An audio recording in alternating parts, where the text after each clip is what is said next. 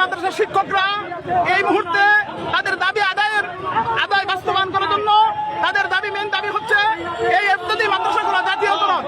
সেই ধারাবাহিক লক্ষ্যে এখন শিক্ষকরা কিন্তু মাননীয় উপদেষ্টা ডক্টর ইউনূসের গণভবনের দিকে এগিয়ে যাচ্ছে। এখন আপনাদের সম্মুখে একজন আমাদের এই শিক্ষক কথা বলবেন। বলেন। আসসালামু আলাইকুম ওয়া রাহমাতুল্লাহ। আজকে আমরা এই রাজপথে আমরা নামছি।